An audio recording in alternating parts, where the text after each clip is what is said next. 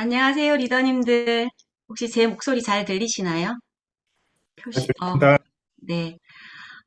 오늘 어떤 곳은 눈도 내리고, 또 어떤 곳은 우박도 내리고, 저는 대구에 있는데요. 대구는 낮에 잠깐 비가 오기도 했거든요. 이렇게 이제 날씨가 좀 싸늘해지고 추워지면 다들 감기에 걸리시는 분들도 많고, 건강 조심하셔야 되잖아요. 그래서 여러분들 건강 잘 지키시라고 오늘 특별히 면역 관리에 대해서 제가 한번 준비를 해봤는데 저의 강의는 우리 하승민 대표님이 예전에 해주셨던 그 면역 관리를 기본으로 해서요. 제가 여러 그 유튜브 자료나 이런 자료들로 여러분들의 좀 이해를 돕고자 영상을 몇 가지 추가했습니다. 부디 우리가 주로 정말 건강 이야기를 할 때 많이 사용하는 단어가 면역이잖아요. 그런데 이 면역이 또 파고 파고 들어가면 용어도 어렵고 그리고 좀 이해도 안 되고 그래서 좀 난해한 주제이긴 하지만 최대한 쉽고 간단하고 그리고 빨리 끝내도록 하겠습니다. 제가 화면을 공유하고 강의를 본격적으로 한번 시작해 보도록 하겠습니다.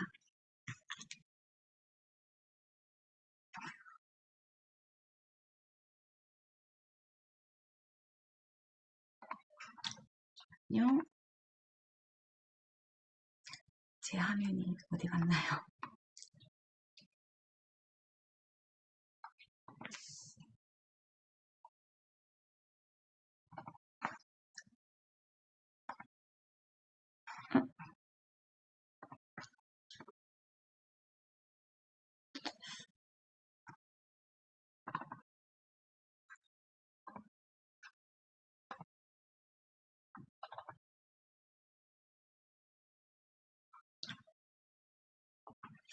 혹시 화면은 보이실까요? 리더님 지금 리더님 단톡방이 보이고 있어요. 에? 카카오톡이 보이고 어? 있어요. 네? 설마요. 설마요. 왜 그런 거죠? 왜 단톡방이 보이는 거죠? 저한테는 아무것도 안 보이는데. 어, 네, 리더님. 왜 제 카톡을 닫아요? 잠시만요. 네, 천천히 하시죠, 리더님.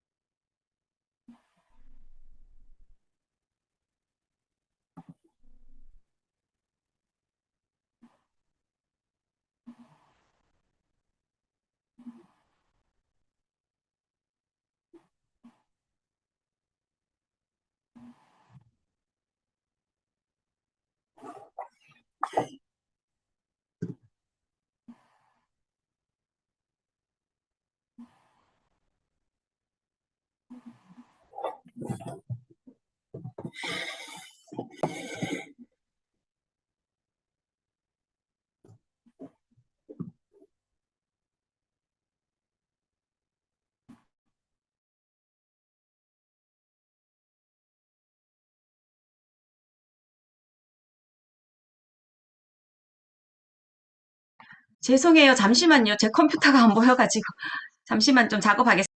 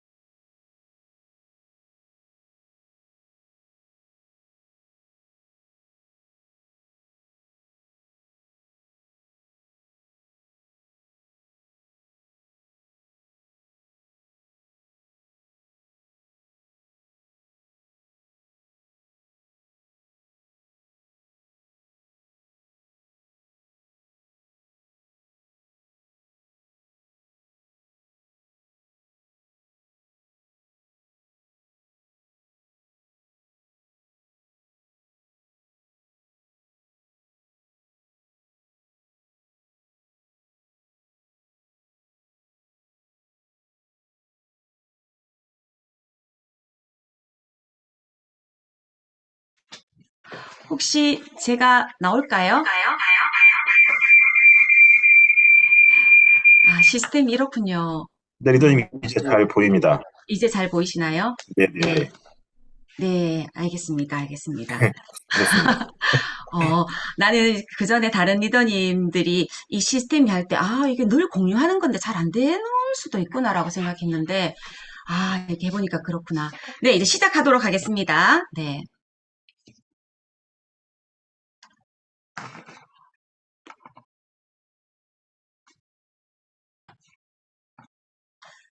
네, 네, 여러분. 아, 갑자기 땀이 막 나네요. 면역. 면역의 정의를 한번 살펴보면, 면역은 우리 신체 안에 환경, 나인 거죠. 어, 나의 것이랑 외부에서 들어온 어떤 병을 일으키는 균이나 아니면 바이러스 같은 이런 것들을 물리치는 하나의 시스템이에요. 너무들 잘 알고 계시죠, 그쵸? 그런데 우리가 이 면역 중에는요, 태어날 때부터 이미 가지고 있는 선천 면역이 있고, 또 살면서 만들어지는 후천 면역이 있습니다. 근데 나이가 들면 중요한 건 선천 면역이 점점 약해진다는 거예요. 그래서 우리가 자주 사용하는 면역이 뭐 좋다, 강하다라는 말은 옳은 말이 아니라는 거예요. 그래서 면역은 가장 중요한 게 균형이 잘 잡혀 있어야 된다는 거죠. 그래서 우리가 노화가 되면서 약해지는 그 선천 면역을 조금 키워줄 수 있고 또 후천 면역의 어떤 밸런스들이 맞지 않는 걸 좀 잘 균형 잡히게 해주는 그런 영양소라든지 다른 부수적인 조건들을 우리가 잘 알고 있으면 좋겠죠. 그래서 선천 면역은 무엇이고 후천 면역은 무엇인지에 대해서 이 용어들이 좀 어렵긴 하지만 이 면역 관리에 있어서는 이 PPT의 첫 장부터 끝장까지 이러한 단어들이 좀 많이 나옵니다. 대식세포, NK세포, 림프, T세포, B세포 이러한 내용들요. 그래서 여러분들이 면역과 관계된 영양소를 공부하기 전에 면역과 관계된 이런 세포들, 기관들에 대해서 오늘 조금 정말 간단하게 제가 쉽게 설명할 테니까 한번 이해해 보시는 시간이 되었으면 좋겠습니다. 선천 면역은요, 자연 면역이라고도 하는데, 우리가 뭐, 다른 이물질이 꼭, 신경 리더님, 잠깐만요. 네, 화면이 지금 네, 검은 띠가 있어서 좀 안 보이시거든요. 그래서 한 번만 지금 공유를 풀었다가 다시 한번 해주시겠어요? 전체 화면으로 해서?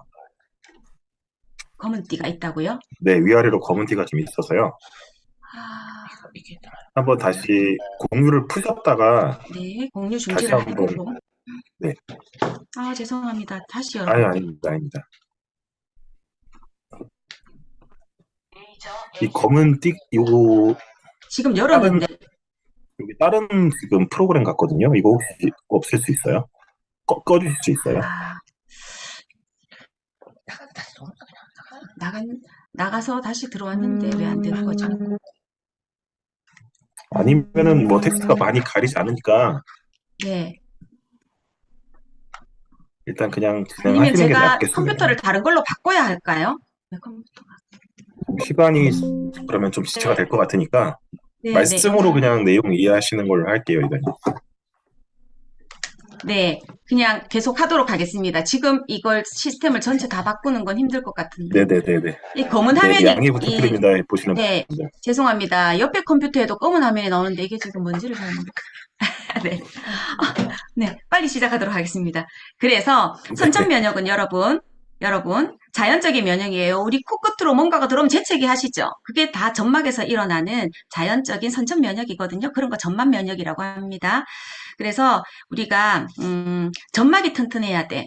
그래야 외부의 이물질을 잘 차단할 수 있어. 점막에 좋은 건 비타민 A야. 이런 얘기 여러분들 많이 하시죠? 그래서 면역의 가장 기초는 이런 점막 면역이라고 생각하시면 됩니다.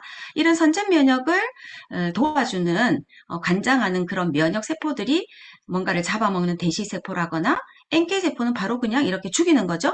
그렇게 자연 킬러 세포 그리고 또 여러 백혈구들 그리고 이 인터페론이라고 해서 이런 거는 일종의 이제 면역 물질들입니다. 또 후천 면역이라는 건 뭐냐면 이 선천 면역 것들이 뭔가를 잡아먹고, 이제 대식세포가 뭘 잡아먹을 거잖아요. 잡아먹고 나면 얘가 무언지를 분석하고 연구하는 거예요. 그래서 다음에 또 그 아이들이 들어오면 뭔가를 죽여야 되겠죠. 그래서 그 물질, 그걸 우리가 항체라고 하는데요. 후천 면역은 이렇게 대표적으로 항체 면역이 후천 면역입니다. 항체는 B세포라는 게 만들거든요, 여러분. 그리고 또 위에 보면 T세포라는 게 있잖아요. 이 T세포는요, T세포는 뭔가 뾰족하게 글자가 생겼죠? 얘는 바로바로 세포를, 이 면역들을, 그러니까 항원을 죽이는 거. B세포는 뭐냐? 항체를 만드는 거. 요거 계속 기억하셔야 됩니다. 그리고 이거는 선천면역을 보강하는 건데요. 자, 이런 선천면역의 특징은, 죄송해요. 글자가 잘 안 보이더라도 제가 그냥 말로 하도록 하겠습니다. 선천면역은 어떤 것들을 구분하지 않고 뭐든지 들어오면 내 것이 아닌 것은 다 즉각적으로 다 죽인다고 생각하시면 됩니다.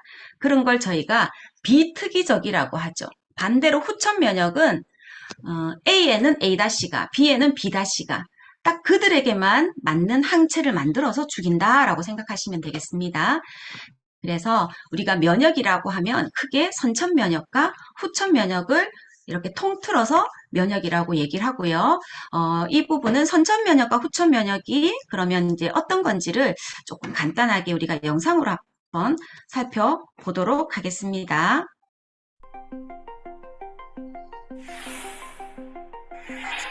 병원체가 우리 몸에 들어오면 평소 혈액 속에서 온몸을 돌던 면역세포들이 혈관 밖으로 빠져나오는데 가장 먼저 싸움에 나서는 면역세포들이 대식세포와 호중구, 자연살해세포 등이다. 이들은 병원체를 직접 공격하거나 정보를 얻고 감염된 세포를 공격한다. 이처럼 병원체의 침입과 동시에 즉각적으로 일어나는 면역 반응을 선천면역 혹은 자연면역이라고 말한다. 하지만 우리 몸엔 또 다른 면역 시스템이 있다. 나뭇가지들이 붙은 듯한 모양으로 수지상 세포로 불리는 면역세포는 외부 침입자들에 대한 정보를 수집한다. 그리고 면역기관인 림프절로 이동해 그곳에 모여있는 면역세포들에게 전달하는데 헬퍼 T세포라는 이름의 림프구가 그 첫 번째 주인공이다. 병원체의 정보를 받은 헬퍼 T세포는 사이토카인이라는 신호물질을 분비해 B세포에게 공격무기인 항체를 만들도록 지시하고 킬러 T세포도 활성화시킨다. 이를 B세포와 킬러 T세포는 특정한 침입자들을 정확하게 제거할 수 있는데 킬러 T세포는 직접적으로 병원체를 공격하고 B세포는 미사일 같은 항체를 발사한다. 이처럼 면역세포들의 소통과 협력으로 이루어지는 면역 반응을 후천면역 혹은 적응면역이라고 말한다. 시간은 걸리지만 선천면역보다 확실하고 효과적인 방어 시스템이다. 우리 몸은 선천면역과 후천면역이라는 두 가지 방어 시스템을 가지고 있다. 네, 우리 몸에는 이렇게 크게 선천면역, 후천면역으로 나눌 수 있습니다. 자, 이 그림은 방금 본 영상의 좀 그림 타입이라고 생각하면 되는데요. 여러분이 이 선천면역과 후천면역을 정확하게 이해해야 뒤에 나오는 내용들도 좀 쉽게 이해할 수 있기 때문에 제가 다시 한번 말씀을 드리겠습니다. 외부로부터 이런 곰팡이 또는 암세포가 생기기도 하고요. 기생충, 바이러스, 박테리아 이런 것들이 들어오면 우리 몸 제1차 방어선은 뭐냐 하면 점막이나 위 안에 있는 위산이나 눈물이나 또는 반사적으로 뭔가 이물질을 뱉어내는 그런 재채기나 이러한 것들을 우리는 1차 방어,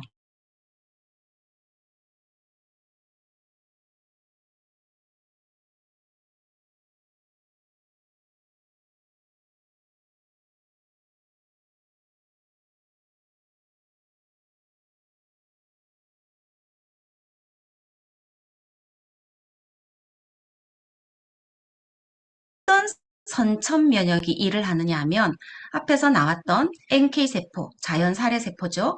그리고 식세포, 대식세포라고 하는 겁니다.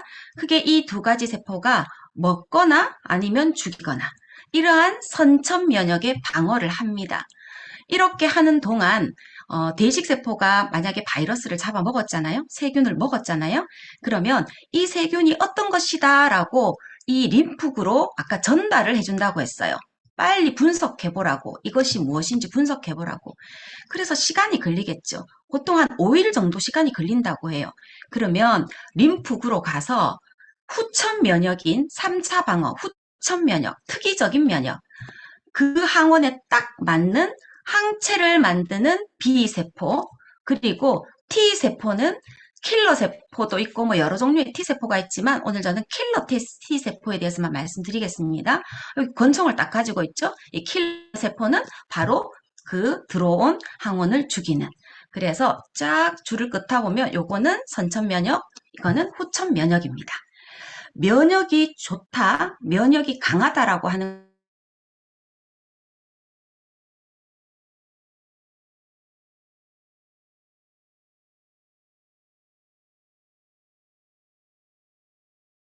가장 좋은 면역이라고 여러분들이 이해하시면 됩니다. 이걸 잘 기억하시고 계속 나오는 내용들을 보시면 좀 이해가 쉬우실 거예요. 이해가 되셨을까요? 네. 자, 우리 얼마 전에 코로나가 있었습니다. 똑같이 코로나에 걸렸는데요. 누구는 그냥 가볍게 앓고 넘어가고 누구는 중증까지 갔습니다. 그 차이를 봤더니 점액 통로, 우리가 점막 면역이라고 하죠. 점액 통로에 B세포, 기억하시겠죠? 항체를 만드는 림프구의 후천 면역 세포라고 했습니다. 그리고 T세포예요. 이 T세포가 높았다라는 거죠. 점막 세포에. 그래서 점액 통로의 면역 반응, 즉 점막 면역이 강하면 코로나에 좀 쉽게 넘어갈 수 있었다. 아, 여기 점막 면역 글자가 안 보이시네요. 그래서 우리가 점막 면역을 튼튼하게 하려면 갑자기 카로틴 플러스가 막 생각나시죠? 예, 그래서 1차적인 방어선, 그 점막을 튼튼하게 하는 것이 아주 좀 필요하겠다. 그리고 그 점막 면역 관계되는 게 제가 말씀드렸던 비타민 A입니다. 그런데 이 비타민 A는 잘 아시다시피 상피세포를 건강하게 하고 점액 분비세포도 건강하게 하고 그런 얘기 여러분들 잘 많이 들어보셨죠? 그쵸? 그리고 점액질은 뮤코다당류라고 하는데요. 이 점액질 성분이 비타민 A가 이 점액질 성분을 합성한다고 해요. 왜 비타민 A를 먹으면 상피세포나 점액세포가 튼튼해지느냐? 이 뮤코다당류를 합성을 잘 하기 때문에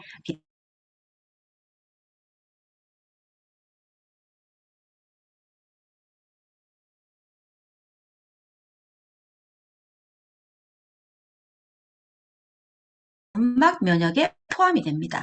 왜냐하면 장도 점막으로 만들어져 있잖아요. 그렇죠? 그래서 전체 면역의 이렇게 7, 80%를 담당하고 있다는 것 여러분 잘 알고 계실 텐데 이 장관 면역에 대해서는 뒷부분에 프로바이오틱스를 설명하면서 다시 설명드리고 지금 제가 여러분들에게 좀 이렇게 이해시키고 싶은 부분은 점막 면역이 아주 중요하구나. 초기에 병원체가 나의 이 1차 방어, 2차 방어, 3차 방어를 뚫고 들어오기 전까지 그냥 1차 방어선에서 이걸 해치우려면 무조건 점막이 튼튼해야 되겠구나 라고 생각하시면 되겠습니다. 그래서 그 점막을 튼튼하게 하기 위해서 비타민 A가 너무 필요하고 또 이 장관 점막에는 이제 이런 프로바이오틱스가 좀 필요하겠죠. 면역세포는 잘 아시다시피 피 안에 우리의 혈액 안에 백혈구 안에 다양한 면역세포가 분화되어 있습니다. 우리의 혈구는 적혈구, 백혈구, 혈소판으로 나눠지는데요. 이 백혈구 안에 이렇게 호산구, 호중구, 한번 들어보십시오. 호염기구, 단핵구, 림프구. 자, 우리는 전체 이렇게 보죠. 백혈구 수치가 얼마야? 백혈구 수치가 너무 낮아서 문제예요. 백혈구 수치가 너무 높아서 문제예요. 그런데 공부를 하다 보면 백혈구 수치를 그렇게 토탈해서 이야기해서는 모르겠구나. 호산구가 몇 퍼센트인지, 호중구가 몇 퍼센트인지, 호영구가 몇 퍼센트인지, 단핵구는 몇 프로인지, 림프구는 몇 프로인지 정상적인 퍼센트가 나와 있습니다. 예를 들면 백혈구 안에 가장 많은 부분을 차지하는 것은 바로 호중구거든요. 그래서 이렇게 그 각각의 퍼센트도 무슨 말이냐면 균형이 잡혀 있어야 한다는 거죠. 그래서 여러분들이 이제 우리가 소비자들을 만나다 보면 어, 내 백혈구 수치가 얼마예요? 그런데 뭘 먹어야 하나요? 막 이렇게 물으시잖아요. 이제 여러분 배우셨으니까 어떻게 얘기해야 되겠어요? 백혈구의 이 구성 성분의 퍼센트는 정상이야? 이제 이렇게 좀 물어보시면 되겠죠, 그렇죠? 자, 아까 앞에서 말씀드렸던 선천 면역을 담당했던 대식세포 그리고 NK세포 실제로 우리 몸 안에서 어떻게 그들이 이러한 식균 작용과 그리고 실제로 NK세포가 죽이는 작용을 하는지 간단한 영상이지만 여러분들이 한번 보시면 이해가 잘 되실 겁니다. 선천 면역을 관장하는 대식세포입니다. 식균 작용을 하는 대식세포 한번 보실까요? 네, 지금 세균이 우리 몸속에 들어와서 활보를 하고 있습니다. 예. 그런데 다행히 그 옆에 포식작용을 할 수 있는 백혈구나 대식세포 이런 게 지금 옆에 있네요. 이 세균은 곧 항체로 둘러싸이게 되고 이렇게 대식세포에게 잡혀먹히게 됩니다. 예, 이렇게 잡혀먹힌 세균은요, 이 대식세포 내부에 있는 이런 화학물질들로 인해서 내부에서 이렇게 분해가 되고요. 예, 다행히 죽게 된 이후에 이렇게 밖으로 버려지게 됩니다. 이름으로써 이제 세균의 감염으로부터 자유로워지겠네요. 네, 여러분 몸에 나쁜 것들이 들어오면 이렇게 대식세포가 다 잘 잡아먹고 있습니다. 그 다음은 NK세포인데 자연 살해세포라고도 합니다. 바이러스나 특히 암세포들을 이렇게 잘 찾아서 죽이는 세포죠. 백혈구입니다. 그 세포자살, 아포프토시스 많이 들어보셨죠, 그쵸? 나쁜 세포를 그냥 죽게 만듭니다. 물론 가만히 있어서 그냥 죽지는 않겠죠. 이 NK세포가 구멍을 뚫고 어떤 물질을 막 주입시키고 또는 본인이 잡아 이렇게 먹고 이렇게 그 세포를 죽이는 NK세포의 어떤 NK세포의 활동도 한번 잠깐 볼까요? 암세포. 저 위에 있는 큰 세포가 암세포고, 네, 아래에 있는 게 NK세포입니다. 예, 근데 지금 퍼포린이라는 게 있는데 그게 뚫다라는 뜻인데 일단은 암세포를 뚫어요. 그 다음에 왼쪽으로 보시면은 어머, 먹는다. 그 안에 효소를 그랜자임이라는 효소를 뿌려서 암세포를 사멸시키는 거예요. 네, 세포가 막 사멸되는 거 보이시죠? 그쵸? 방금 보여드린 이 두 가지 대식세포와 NK세포는 선천 면역이라 여러분이 태어나면서부터 이렇게 가지고 태어난다고 생각하시면 됩니다. 물론 이런 이제 선천 면역을 조금 강하게 하기 위해서, 가지고 있는 선천 면역을 좀 강하게 하기 위해서 여러분들이 이제 운동도 하고 많이 하시지만요. 특히 이 NK세포를 가장 활성화하는 두 가지 방법이 바로 운동과 웃음이라고 해요. 15초간 큰 웃음을 웃는 건데요. 15초간 큰 웃음을 지금 한번 웃어보실래요? 시간이 없네요. 그러기에는 큰 웃음을 웃으면 NK세포 활성이 2배 증가하고요. 그 지속력은 12시간이나 지속된다고 해요. 그래서 우리가 웃음 치료사 이런 얘기도 많이 들어보셨잖아요. 그래서 크게 웃는 건 우리 건강에 큰 도움이 된다고 생각합니다. 그래서 하루 2번씩만 크게 웃으면 좋은데 이게 억지 웃음도 웃음이라네요. 그래서 그냥 웃을 일이 있어야 지금 웃지 이러시지만 억지로라도 여러분들이 웃으신다면 여러분의 NK세포가 잘 활성화된다고 보실 수 있습니다.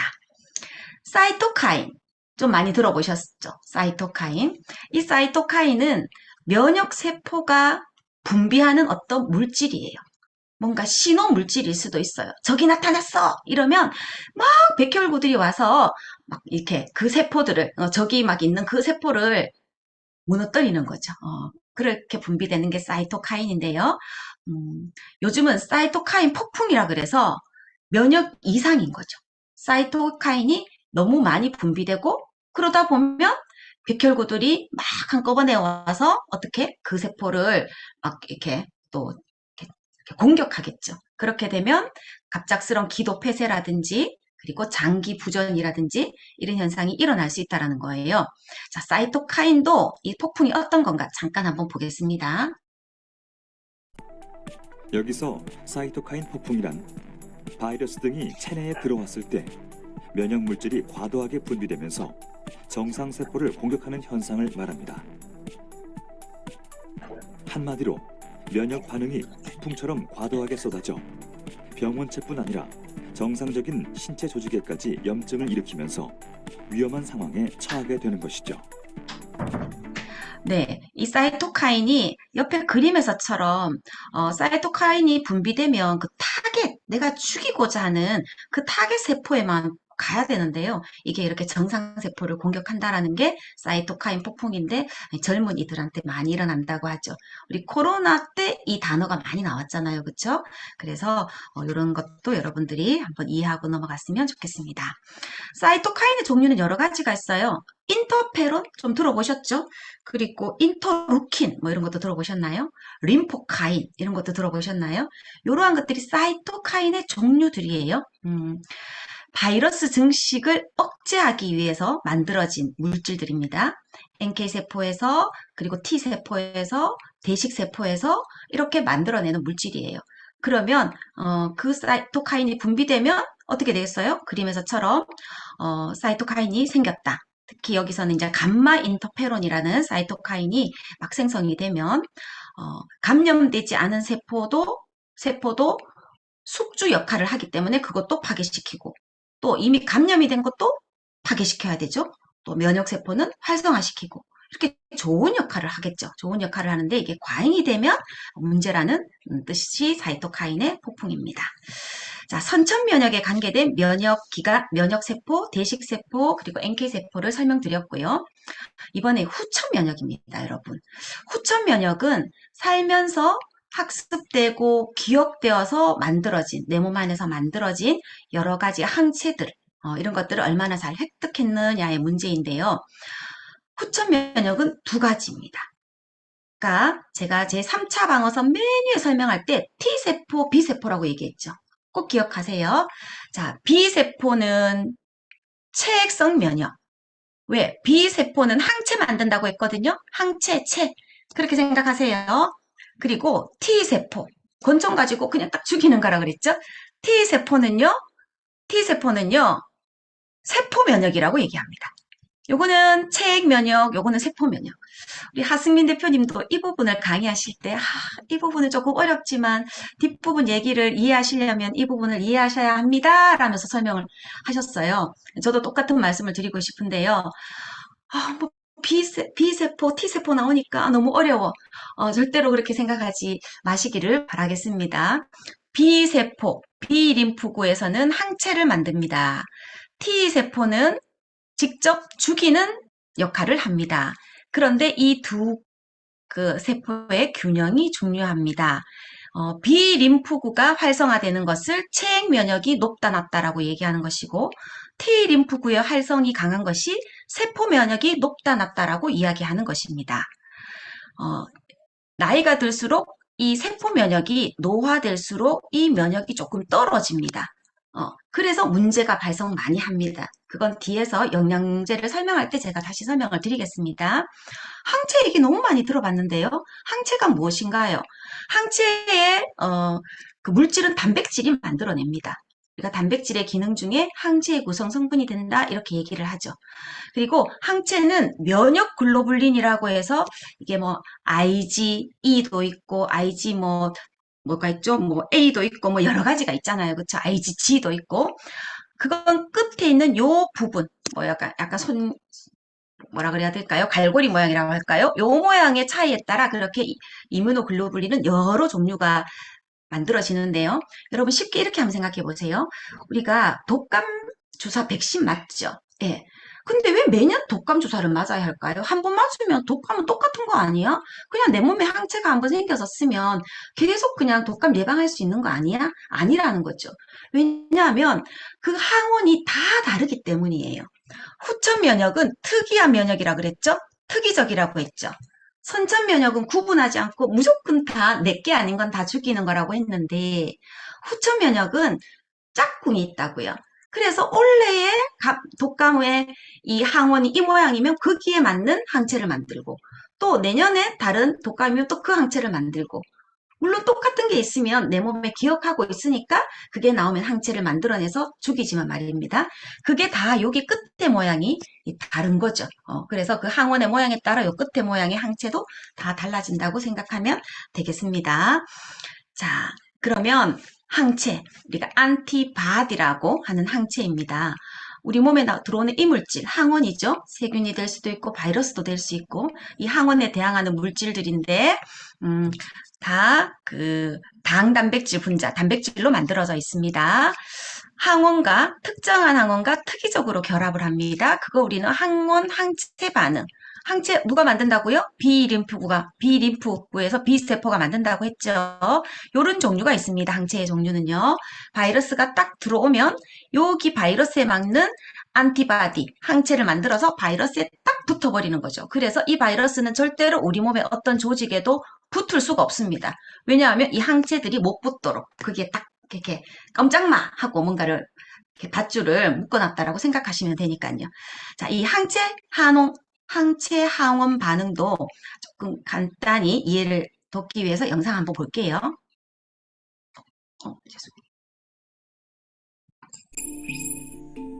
우리 몸은 이물질이 침입하면 항체를 만들어 싸우는데 항원, 항체 반응이라고 한다. 항원은 면역 반응을 일으키는 물질이고 항체는 몸을 방어하는 물질이다. 항원 항체 반응을 이용해 만들어진 것이 바로 백신이다. 독감 백신은 독감 바이러스의 일부나 사체를 넣어 만든다. 백신이 우리 몸에 주입되면 바이러스 성분을 항원으로 인식한 T세포가 신호물질을 분비해 B세포에게 독감 바이러스를 공격할 수 있는 무기인 항체를 만들도록 지시한다. 항체는 독감 바이러스와 관계된 항원을 공격해 없앤다.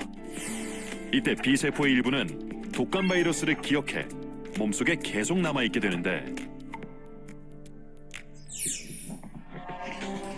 이후 실제로 우리 몸에 독감 바이러스가 침입하더라도 이들 기억세포들 덕분에 단시간에 항체가 대량으로 만들어질 수 있어 치명적인 감염을 막아낼 수 있게 되는 것이다.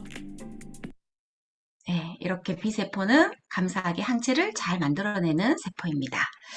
자, 이 부분을 설명하려고 T세포, B세포 말씀을 제가 드렸는데요. 이렇게 뭐지 이거는? 헬퍼 T세포는 또 뭐고 킬러 T세포는 또 뭐고 이런 또 단어들은 뭐야? 설명드리지 않겠습니다. 그냥 간단하게 제가 앞서 설명한 것처럼 대식세포가 우리의 병원체를 잡아먹죠. 그러면 뭔가가 들어왔어 하고 들어온 것들을 이 세포 자기의 끄트머리에 이렇게 조금 표시를 해줍니다. 그러면 이 점막을 뚫고 이렇게 들어왔을 수 있잖아요. 들어온 것들이 우리의 몸에 치명적인 어떤 상처를 내지 않도록 그동안 이 헬퍼 T세포가 빨리 T, 너는 죽여. 빨리 너는 항체를 만들어. 라고 도움을 줘요. 그래서 도움을 주는 세포를 헬퍼 T세포라고 얘기를 합니다. 그러면 B세포가 하는 건 항체 만드는 거, 킬러 T세포는 권총 갖고 있었잖아요. 그래서 얘는 어떤 사이토카인을 내서 죽이기도 하고요. 또는 바로 직접 그냥 이 바이러스를 직접 공격하기도 합니다.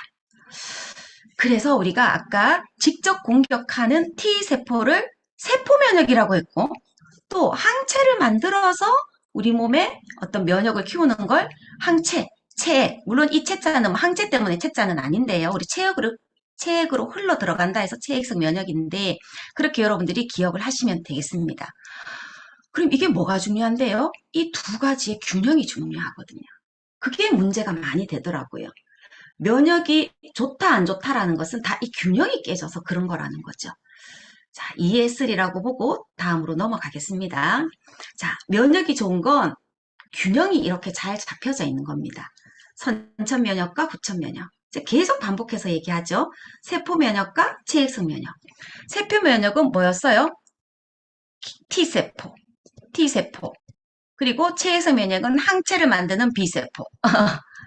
이제 하실 수 있으실까요? 이거는 대식세포 잡아먹는 거, NK 킬러 세포.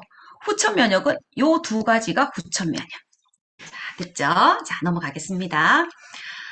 그러면 이제 요건 아까 T1 이게 뭐였어요? 여기 앞에 있는 TH1. TH1은 세포 면역이라고 했잖아요. 세포성 면역. 그리고 이거는요, 체액성 면역. 너무 어려운 내용이죠, 면역이. 네, 어쩔 수 없습니다. 하지만 이렇게 딱 갈라서요, 자가 면역 질환 여러분 많이 들어보셨을 거예요.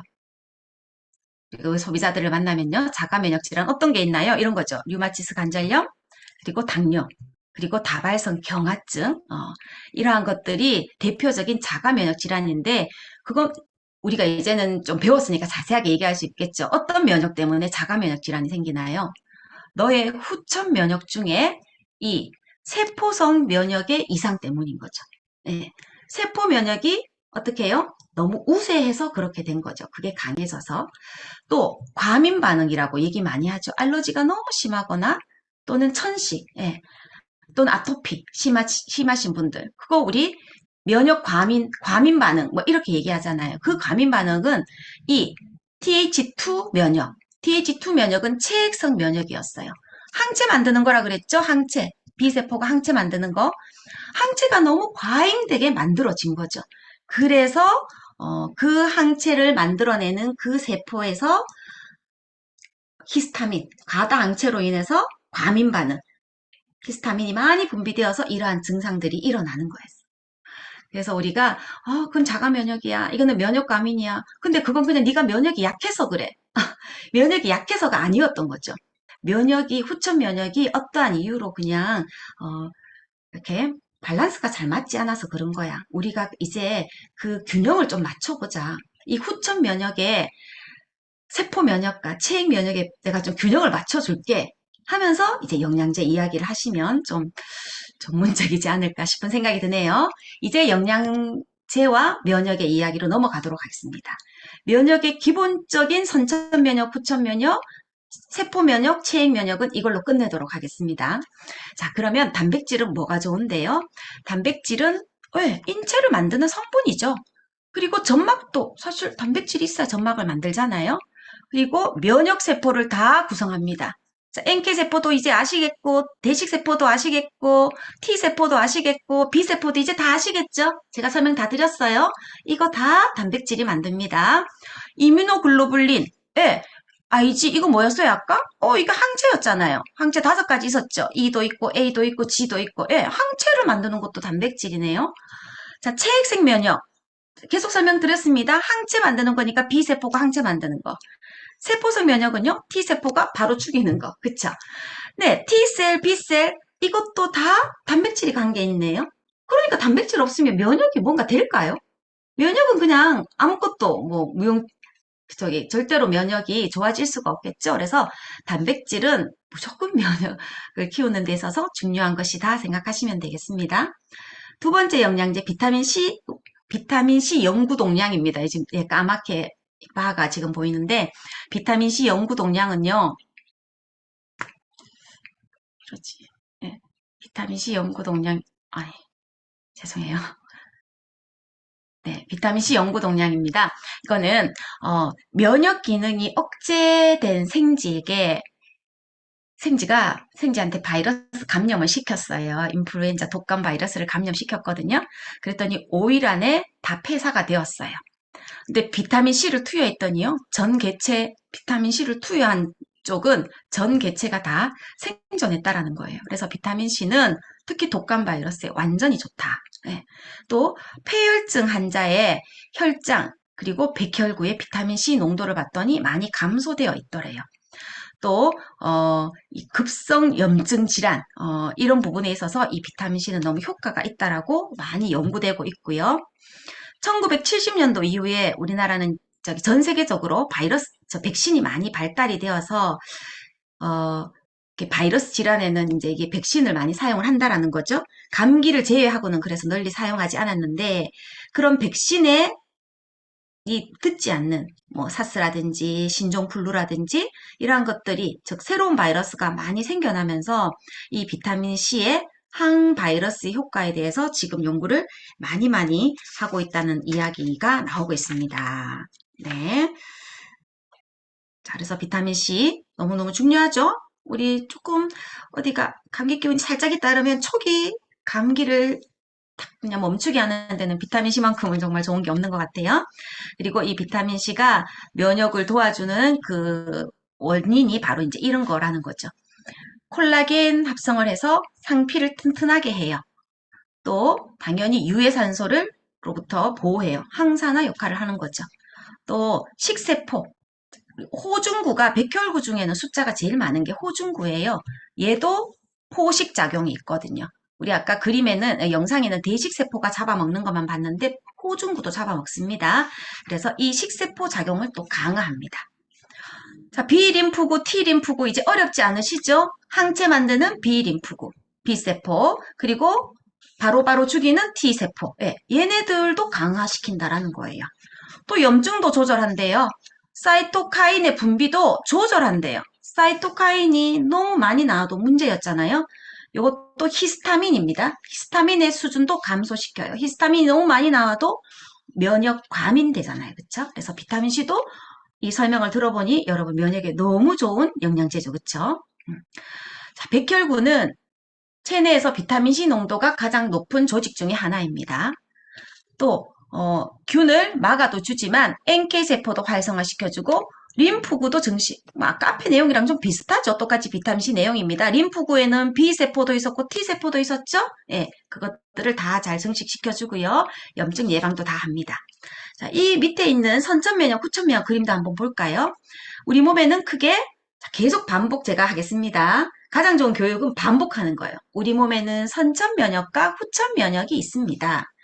선천면역에는 이렇게 호중구, 잡아먹는 호중구도 있고, 그리고, 마크로파지라 해서 대식세포도 있고, NK세포 있었어요. 요거 우리 선천면역이었어요. 후천면역에 B세포 있었고, T세포 있었죠. 그런데 이 5가지하고 다 관계되는 게 뭐예요? 비타민C네요. 호중구, 대식세포, NK세포, T세포, B세포 다 활성화시킨다. 무조건 먹어야 되겠죠. 예.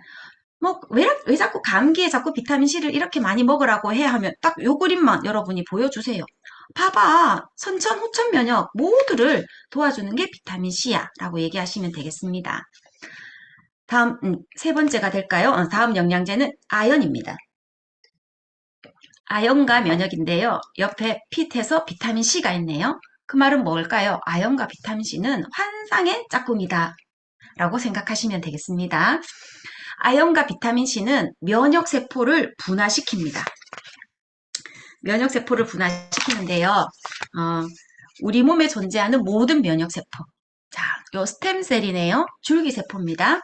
줄기세포로부터 이렇게 모든 면역세포들이 분화됩니다. 다내구에는 대식세포가 그 안에 속하거든요. 자, 대식세포도 아연이 만들어내고, 또 호중구, 호상구, 호염기구 이것도 다 아까 면역세포들이었죠? 이러한 것들도 스템셀에서 다 분화가 되는데 자 여기 빨갛게 동그라미가 쳐져 있는 이 징크 아연이죠? 이 아연이 뭘 하냐면 B세포를 만들고 T세포를 분화시키네요. 그리고 여기도 보니까 아연이 있죠? 아연이 요 모양 항체 모양이거든요. 항체 형성을 잘 시킨다는 거예요. 또 비타민C 여기 있네요. 비타민C가 T세포의 활성도 도와주고 네. 그래서 여기도 비타민C가 또 있네요. 자, 그럼 아연은 어디에 좋아? 아연은 어디에 좋아? 누군가가 물었어요. 그럼 그냥 아연은 면역에 좋아. 이렇게 말씀하지 마시고 우리 몸에는 면역세포들이 계속 만들어지겠지. 줄기세포로부터 만들어지는데 특히 B세포나 T세포나 이런 항체나 이런 걸 만드는데 도움을 주는 게 아연 그리고 비타민C더라. 그래서 이 두 가지는 면역세포 분화에 아주 좋습니다. 면역 균형입니다. 아연은 면역을, 제가 균형이 가장 중요하다고 했죠. 왜 아연이 면역 미네랄이라고 하면 1등인지 제가 알게 됐어요. 이게 아연은 면역을 조절해 줍니다. 그림이 이렇게 그림이 그냥 보시면 이게 도대체 무슨 그림인지 조금 어려울 수 있는데 제가 다 설명드리지 않고 몇 가지만 그냥 설명을 드리겠습니다. 자, 염증성 사이토카인이 많아졌어요. 염증이 생겼다는 거예요. 그래서 사이토카인이 막 이렇게 막 많아졌어요. 그래서 빨리 가서 죽여. 막 신호를 보내주는 거죠. 그쵸? 그런데, 나이가 들수록 감소됐어요. 뭐가 감소됐냐면, 이 1번이 세포성 면역입니다. T셀이에요. 앞에서부터 계속 제가 얘기했습니다. T 림프구. 바로 죽인다고 하는 T세포입니다. 세포 면역력. 그래서 이 부분이 약해지거든요. 약해지는데, 약해지는데요. 여기 보시면 아연의 영양입니다. 아연이 뭘 만드냐 하면 아연이 이거를 강하게 만들어주죠. 약해지는 것들 아연이 강하게 만들어줍니다. 대신 나이가 들면서 이 면역은 커진다는 거예요. 반대로. 이 면역은 뭐였냐면 체액성 면역이었죠. 비림프구가 만드는 체액성 면역이 나이가 들면 이게 증가하는 거예요. 그러니까 얘는 뭐 해줘요, 지금? 아연은 이걸 좀 줄여주죠.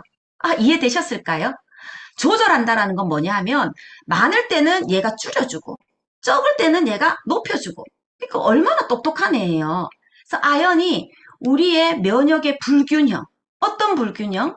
T셀과 B셀의 세포 면역과 체액 면역의 불균형 그 노화 때문에 어쩔 수 없는 거예요. 그 부분을 조절해주는 것이 아연이다. 그래서 나이와 비례해서 이거 감소하고 하는 건데 이걸 강화시켜준다. 세포 면역을 강화시켜주는 게 아연이다. 이렇게 설명하고 넘어가겠습니다. 네. 그리고 아연은 그 이외에도 우리의 그 피부 장벽에서 이 선천 면역이죠. 대식세포와 그리고 수지장세포 이런 면역도 선천 면역도 좀 관여해주고 또 이렇게 이제 대식세포 이런 것들 있네요. 이런 세포들도 좀 조절해주고 혈액 안에 여러 이제 몇 번 들으니까 다 알겠죠. 예. 호중구, B세포, T세포 이거는 세포도성 T세포가 제가 계속 얘기하고 있는 죽이는 킬러 T세포고 또 이 T세포는 이것도 포함되고요.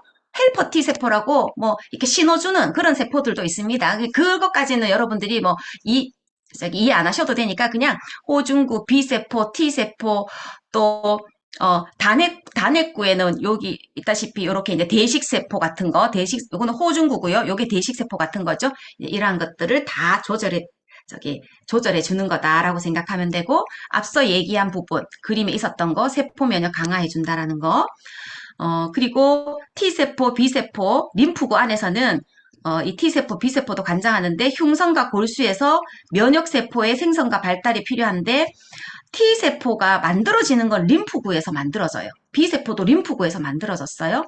그런데 성숙되는 건, 키워지는 건 B는 골수에서 또 T세포는 흉선에서 그렇게 성숙이 되는데 이 모든 것 다 그냥 아연이 관여합니다. 그래서 아연도 아주 중요한 영양소입니다. 또 한 가지 아연은요. 아연에 관한 이 장표가 가장 좀 많았던 것 같아요. 영양제 중에서는요. 우리는 숨을 쉬면서 살아가면 다 뭐가 생기나요, 여러분? 활성산소가 생깁니다. 그쵸? 근데 이 활성산소가 우리의 혈액 안에서요. 이 LDL 콜레스테롤을 산화시키죠.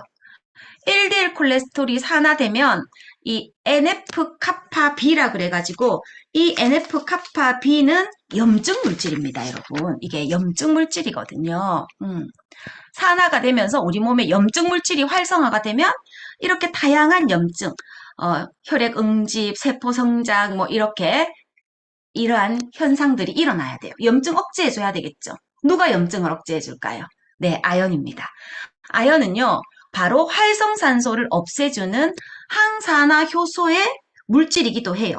우리 SOD라고 하는 항산화 물질이죠. 예, 이 SOD의 그 성분이기도 해요. 그래서 항산화 물질을 바로 만들기도 하고 또 염증을 억제해요. 무슨 염증을 억제하냐?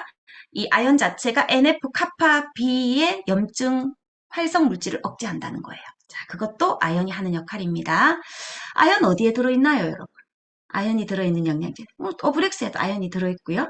또 우리가 먹는 그 아이들 뭐 유산균에도 아연은 들어있고요. 그런데 아연이 들어있죠. 그 다음 비타민 D 또 보겠습니다. 비타민 D가 면역에 좋다는 얘기는 또 여러분 너무 많이 알고 계실 텐데요. 비타민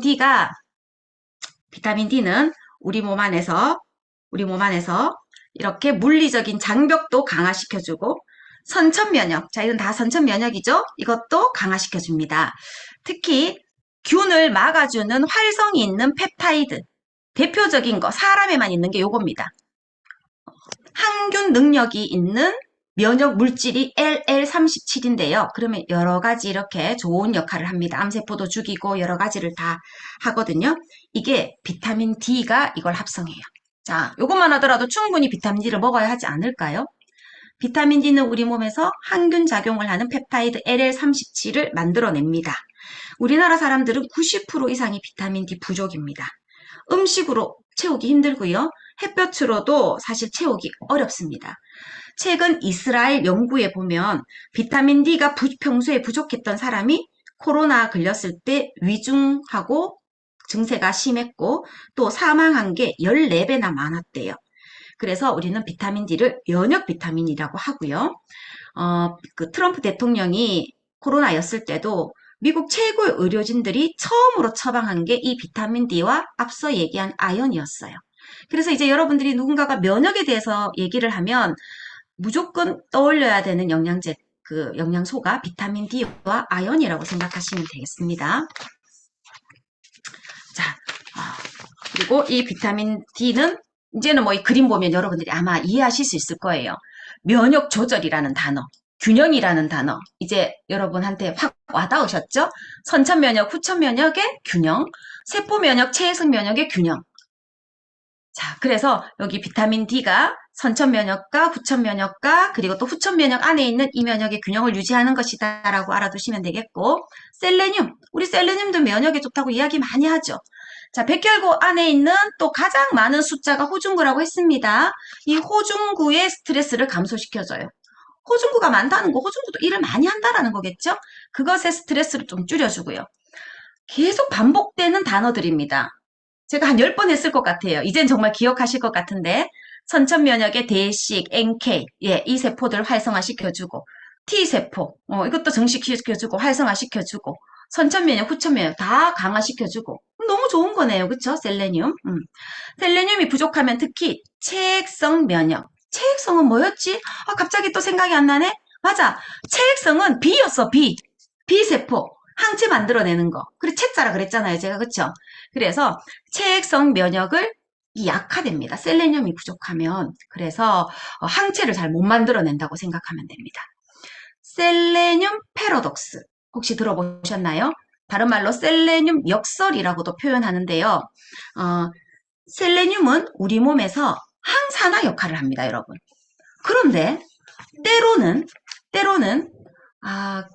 때로는요, 자, 요 밑에 읽어드리겠습니다. 이와는 대조적으로, 뭐와 대조적으로? 항산화제와는 대조적으로 초영양적 수준이나 더 높은 농도, 그러니까 과량이라는 뜻이에요. 셀레늄이 아주 많이 들어오면 암세포에서는 산화를 오히려 촉진해. 항산화 반대죠? 산화를 촉진하는 역할을 해서 종양에 대한 화학치료제로 이용이 됩니다. 암세포를 죽이는 치료제로 사용이 됩니다. 셀레늄이. 이게 셀레늄 패러독스입니다. 그럼 그걸 얼마 정도 먹으라고 이야기를 하느냐면요. WHO와 FAO는 세계식량기구는요. 1일 건강한 사람인 기준에 셀레늄은 평소에 여러분이 건강을 위해서라면 50에서 200 마이크로그램을 섭취하기를 WHO는 권장합니다. 그럼 우리 파셀레늄이에는 얼마 들어있을까요? 셀레늄이. 하루 2정 먹습니다. 저희. 예. 저희 셀레늄은 2정에 50 마이크로그램입니다. 그러면 여러분이 오늘 계산해 보시면 되겠죠. 그쵸? 그래서 200 마이크로까지 그냥 건강한 성인이 먹으라고 권장을 하는데요. 셀레늄은 아까 뭐라 그랬어요? 강력하게 암을 이렇게 치료할 수도 있다고 했죠? 그렇게 치료할 때는요. 1000 마이크로그램까지. 근데 1000 마이크로그램 이상은 먹지 마시오라고 이제 그렇게 적혀 있어요. 그래서 1000 마이크로 계산해 보니까 40정이더라고요. 40정. 40정 이하는 먹어도 되겠네요. 이제 이런 생각이 제가 갑자기 들었습니다만은 자, 그렇게 셀레늄도 면역에 도움이 아주 많이 됩니다. 그 다음 프로바이오틱스입니다. 프로바이오틱스 너무 잘 알고 계시죠? 미생물. 그러니까 우리 장 내에 세균과 바이러스를 제거하는 기능이 첫 번째 기능, 그리고 장 점막을 튼튼하게 하는 기능 두 번째 기능, 또 세 번째는 뭐냐면 이 프로바이오틱스가 만들어내는 단세 지방산, 포스트바이오틱스죠. 그들이 우리의 면역의 균형을 잡아주는 이 기능, 크게 세 가지 기능이 프로바이오틱스의 기능입니다. 그 1, 2, 3번이 이 그림이랑 똑같습니다. 첫 번째 뭐라고 아까 얘기했냐면 미생물학적 작용이었습니다. 장 내에 있는 장내 세균총, 미생물들을 밸런스를 맞춰주는 거죠. 또 두 번째는 상피 조직의 작용이었습니다. 그전 장표가요. 그래서 장 점막층을 튼튼하게 해주는 것. 세 번째가 면역학적 작용이어서 제가 포스터바이오틱스라고 했죠. 장 안에서 면역은 이 파이어판이 관장합니다. 그래서 단세지방산이나 이런 성분들이 이 파이어판에서 면역작용을 좋게 해줘서 프로바이오틱스도 아주 중요합니다. 우리가 음식을 먹죠. 음식을 먹으면 이게 쭉 대사가 되고요. 그리고 단세지방산 같은 대사물질도 많이 만들어냅니다. 그럼 혈액이나 림프를 통해서요. 이런 여러 기관으로 가죠. 특히 우리의 장내 이런 좋은 유익한 성분이 폐로 갑니다. 이 그림이죠. 장에 있는 성분들이 혈관을 통해서 폐로 갑니다. 그래서 폐 건강과 아주 관계가 많습니다. 코로나가 우리 그 호흡기계로 왔잖아요. 그래서 코로나 때도 소화기관이 약한 분들이 감염이 많이 되었어요. 이제 그 이유와 이것이 일맥상통합니다. 따라서 소화기관이 튼튼하신 분들은 그 감염이 되어도 좀 무증상이 그때 조금 많았었거든요. 그래서 우리가 소화기관이 튼튼하다는 것, 이 장관 면역이 좋다는 것, 이 좋다는 것은 1차적인 아까 점막 면역이라고 했잖아요. 점막 면역으로도 도움이 되지만 이 호흡기계, 이 폐 건강으로도 아주 많은 도움이 됩니다. 이제 몇 장 남지 않았습니다, 여러분. 자, 그리고 후성유전학과 마이크로바이옴입니다. 임산부가 태아를 임신했을 때와 그리고 아이가 태어나서 2년 이내에 임신 그리고 출생 전후의 외부 요인들, 어떤 음식이라든지 환경의 오염이라든지 항생제라든지 그리고 제왕절개를 했나 아니면 자연분만을 했나에 따라서 생애 초기에 건강하지 못한 장내 세균총을 가지는 아이 그리고 건강한 장내 세균총을 가진 아이에 따라서 이 면역은 어쩌면 평생 좌우된다고 해도 과언이 아니에요. 그래서 우리가 임신을 계획하고 있거나 아니면 임신 중에 있거나 또는 어린 아이들에게 정말로 이 면역에 도움이 되는 그런 영양제를 조금 도움을 주는 건 너무너무 중요한 것 같습니다. 그 이유가 바로 이겁니다. 면역 관용입니다. 마지막으로 면역 관용이라는 단어만 여러분이 조금 이해했으면 좋겠는데요. 자, 계속적으로 제가 어떤 말씀을 드렸냐면 균형이 중요해요. 조절이 중요해요. 정상적인 밸런스가 중요합니다. 근데 여러분이 노력한다고 정상적인 밸런스가 됩니까? 안 되잖아요. 그렇죠? 그런데 그 면역 관용이 초기에 만들어진다는 거였습니다. 아까 앞에 초기예요. 면역 간욕이라는 뜻은 면역세포나 항체가 숙주나 또는 스스로를 공격하는 것을 막는 여러 가지 시스템입니다. 알아서 자기가 면역의 밸런스를 맞춰주는 게 면역 관용입니다. 근데 만약에 면역 관용이 안 되잖아요. 그러면 자가 면역 또는 과민 증상, 전신 루푸스, 관절염, 당뇨, 내분비선 자가 면역 질환 같은 그런 자가 면역 질환과 천식, 그리고 알러지 같은 이런 면역 과민 반응. 우리 요즘 제일 많이 보는 게 이 두 가지잖아요. 이 두 가지가 면역 관용에 문제가 생기는데 이게 바로 언제? 생애 초기에. 어린이나 성장기에 장내 세균총이 이 면역 관용을 가능하게 해주기 때문에 어릴 때 하는 거 참 필요한 것 같습니다. 마이크로바이옴의 다양성은 뭐 너무너무 잘 알고 계시잖아요. 마이크로바이옴이 다양해지면 면역 질환이나 대사 질환이 아주 좋아지게 도움이 된다라는 내용이죠. 코로나 때도 우리가 코로나 이제 반응 검사를 하잖아요. 그 반응 검사도 장의 다양성과 관계가 있었다라는 거죠. 위중증, 아주 위중한 사람들은 봤더니 다양성이 떨어지고 병을 일으키는 병원균은 많더라. 그래서 다양성과 우리 감염과도 아주 관계가 있으니까 평소에 우리가 다 지금 이제 그 마이크로바이옴 검사 다 하시잖아요. 그렇죠? 마이크로바이옴 검사에서 내 장내 다양성만 높여놓는다면 앞으로 제2의 코로나, 제3의 코로나가 온다 하더라도 우리는 조금 이제 피해갈 수 있겠죠. 면역은 근육과도 관계가 있습니다. 우리는 매일매일